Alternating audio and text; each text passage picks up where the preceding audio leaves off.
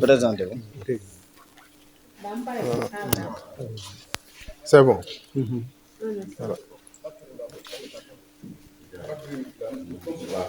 C'est mort. Wow, ok. C'est bon.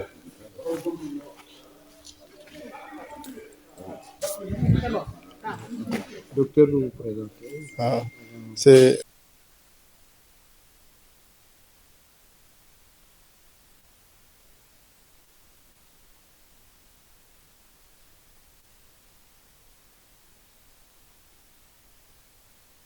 Danlo.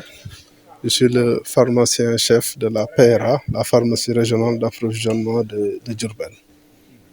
Est-ce que vous pouvez revenir sur Le dispositif. les dispositifs mis en place en priorité du Magal? Voilà, merci. Concernant le dispositif, pour répondre aux besoins sanitaires du Grand Magal de Touba, l'État du Sénégal, à travers le ministère de la Santé et la région médicale de Diourbel, met en place un dispositif exceptionnel.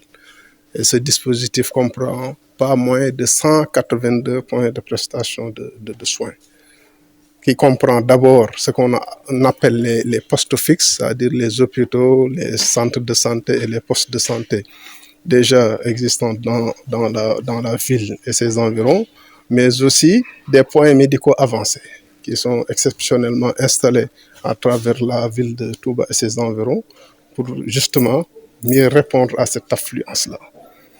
Dans ce cadre, la PNA, dans sa mission de rendre disponibles et accessibles les médicaments, doit doter l'ensemble de ces points de prestation là en médicaments de qualité et en quantité suffisante. Pour cela, il y a un budget de 62 millions à répartir entre ces différents points de prestation. Et ça se déroule en deux phases essentiellement. D'abord, il y a la dotation des hôpitaux et des centres de santé. On leur livre les médicaments sur la base de leur expression de besoin et sur le montant qui est indiqué par la région médicale, parce que rappelons-le, c'est la région médicale qui fait l'arbitrage et qui alloue à chaque point de prestation un montant donné. Maintenant, nous, après avoir reçu cet arbitrage et cette répartition-là, maintenant nous passons à la livraison. C'est ainsi que les hôpitaux et les centres de santé sont dotés en référence à ce montant-là, mais par rapport à leur expression de besoin. Après cela, on passe à l'autre phase qui consiste à maintenant confectionner des kits pour les postes fixes, postes de santé et les points médicaux avancés. Pour les postes de santé déjà existants et les points médicaux avancés, nous confectionnons des kits en nous référant sur les consommations des éditions passées. C'est ainsi que nous avons confectionné pas moins de 160 kits de médicaments que vous voyez là, et c'est destiné aux différents postes de santé et aux points médicaux avancés qui sont installés exceptionnellement dans la ville de Touba. La distribution va se faire 3 jours avant. Cet après-midi même, on va procéder à la distribution de ces kits-là. Et actuellement, l'ensemble des hôpitaux, des centres de santé ont déjà enlevé leur dotation. Et les postes et les points médicaux avancés vont enlever leur dotation cet après-midi. Ce qui veut dire qu'à partir de demain, l'ensemble des points de prestation recevront leur dotation en médicaments pour pouvoir correctement dérouler leurs activités. En dehors de cela aussi, nous avons mis un dispositif exceptionnel. Nous savons que le Magal est une période de forte affluence et l'accès dans la ville de Touba est extrêmement difficile. C'est pour cette raison que nous avons mis en place une unité mobile qu'on a dénommée PRA Mobile Magal, qui est positionnée à Touba. C'est-à-dire c'est un camion frigorifique qui remplit les normes de stockage de médicaments et qu'on positionne à Touba. Et en cas de besoin, nous serons aptes à répondre à ces besoins-là dans Touba même pour épargner aux structures les va-et-vient entre Touba et Diourbel, sachant que ça c'est difficile en période de Magal.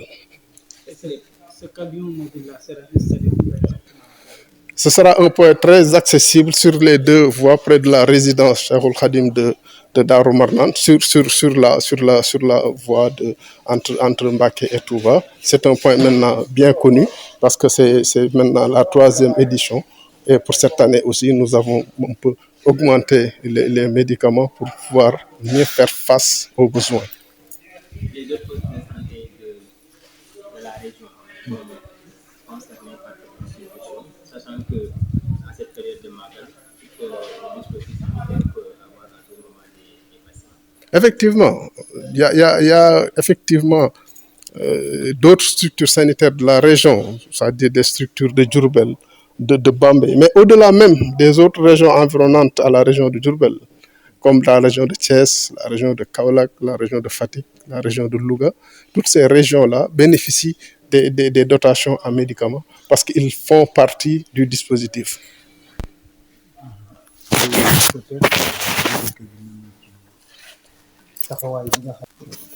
waaw jërëjëf état bu Sénégal ci à travers ministère de la santé ak région médicale bu Diourbel pour mën a saafara jafe-jafe yi nit ñi di am buñ màggal see seen wàllu wér-gu-yaram état bi kon dafa taxawal li ñu naan benn dispositif c'est-à-dire dañoo organiser wu pour mën a am ay bërëb fejukaay yu doy yoo xam ne si ku soxla ci sa wàllu wér-gu-yaram rek dañ la mën a toppatoo bu baax a baax a baax pour loolu dañoo taxawal lu ëpp téeméer ak juróom-ñett fukk ak ñaar ci ay bérébu fajukaay yoo xam ne si yenn yi fi amoon la déjà muy hôpitaux yi ak centre de santé ak poste de santé yi ci des itam yoo xam ne si dañ leen a installé rek pour màggal gi pour que nit ñi ni ñuy baree noonu fu waay nekk rek bala ngay dox lu sore nga mën a gis nga mën a am foo fajoo boo ko soxla ci noonu nag PNA ginnaaw moom mission mooy fexe ba fu bërëb fajukaay abe mu yóbbu fa ay garab yu doy yu qualité ci noonu nag ñun ñooy war a nag point de prestation de soins yooyu yëpp ñu jox leen ay garab ci loolu comme niñ ko waxee rek budget bi 62 millions la yoo xam ne si ñun ñoo koy répartir ci loolu day am ñaari phase bu dee hôpital yi ak centre de santé yi nga xam ne si am nañ déjà ci biir dëkk bi ñoom dañ leen a laaj lan lañ soxla bu ko defee ñu livrer leen ko nag tout ci montant bi nga xam ne si moom la région médicale indiqué ñu fàttali ne région médicale bu montant 62 millions yi moom moo taxaw ne poste bu nekk lii nga ci war a am ñun nag bu ñu jotee répartition boobu nag ñun ñoo koy exécuter kenn ku nekk ñu jox la li nga war a jot kon hôpitaux yi ak centre de santé yi ñoom ñooy ñëw ñu wax leen montant bi ñu jël ko yi ñu soxla bu ko weesoo itam ak nombre points médicaux avancés yi ni mu bare ñoom dañ leen defe li ñu tudde ay kit maanaam dañuy basé wu rek ci liñ daan consommer ci ay médicaments ñu defal leen ay kit yoo xam ne si yi ñu soxla yëpp à peu près dina ci nekk bu ko defee nag ñu confectionné kit yi mooy yi ngeen gis nii buñ paree dem distribuer leen ko bu ko defee kenn ku nekk mën a jot sa garab fii ñu toll nii hôpitaux yi ak centre de santé yëpp jël nañ seen médicament points médicaux avancés yi ak poste de santé yi ñoo ci des te ci après midi tay bi dinañ leen ko distribuer incha allah ce qui veut dire que à partir de demain ci lundi bi dispositif bépp dina jot ci médicaments yi pour mën a commencer liggéey correctement. particularité bi aussi gis nañ ne màggal dem beeg dikk bi day jafe notamment dugg Touba ak genn Touba day jafe ci loolu lañ taxawal benn unité mobile ñu tuddee ko PRA mobile màggal nga xam ne ab camion la boo xam ne dañ ciy def condition yu mën a garder ay médicaments ñu taxawal ko foofu biir Touba ak ay équipe yuy liggéey ak moom nga xam ne ku am soxla ci structure sanitaire yi ci biir màggal yi danañ la mën a approvisionner à partir de Touba pour que nga bañ a dem ay Diourbel va et vient parce que day xaw a jafe tuuti ndax xataay bi. ndax dispositif boobu yeneen poste de santé yi nga xam ne nekkul biir Touba nekk ci région bi bokk nañ ci. waaw bokk nañ ci bu baax ndax biir région bi xam nañ ne fépp la màggal gi concerné ci biir région muy Diourbel Mbacké Bambey ñoom ñëpp dañuy am ay points médicaux yu ñu installé te seen structure centre de santé yi hôpitaux yeeg centre de santé yi ci nekk aussi dañuy bokk ci dispositif waaye bu loolu weesoo itam même région yi nekk ci peggu Diourbel muy Thiès Kaolack Fatick Louga ñoom ñëpp ci dispositif ba lañ bokk te ñoom ñëpp dañuy jot aussi ay dotation en médicaments. Aujourd'hui, la variole du singe est qualifiée comme urgence sanitaire. Est-ce que vous l'avez prévu dans le dispositif? Effectivement. Actuellement, il y a des menaces épidémiologiques et pour pallier à cela, nous avons pris les devants en mettant en place un bon stock de médicaments pour que s'il y a d'éventuels cas, qu'on puisse les prendre en charge correctement. En tout cas, actuellement, il n'y a pas une rupture qui puisse vraiment entraver la bonne prise en charge des patients, quel que soit ce qui va survenir.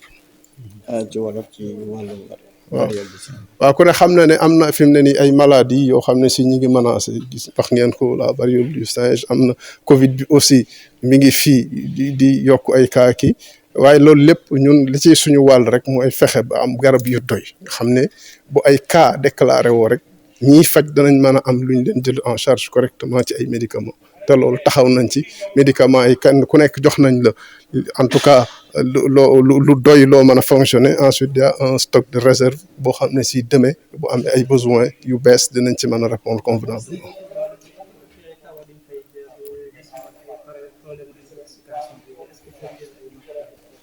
waaw ndax ni ñuy sélectionner médicament xam nga approvisionnement ab cycle da ngay sélectionner ensuite nga acquérir nga distribution ci sélection boobu dañuy tenir compte ci liñ daan consommer tenir compte aussi ci menaces yi mën a am muy épidémie yi mën a déclarer et cetera ensuite tenir compte aussi ci données yi ñu am c'est-à-dire màggal gi passé ñaata cas lañ am pour chaque pathologie yooyu yëpp ay données la yu ñuy intégrer pour mën a vraiment doter les points de prestation en médicaments.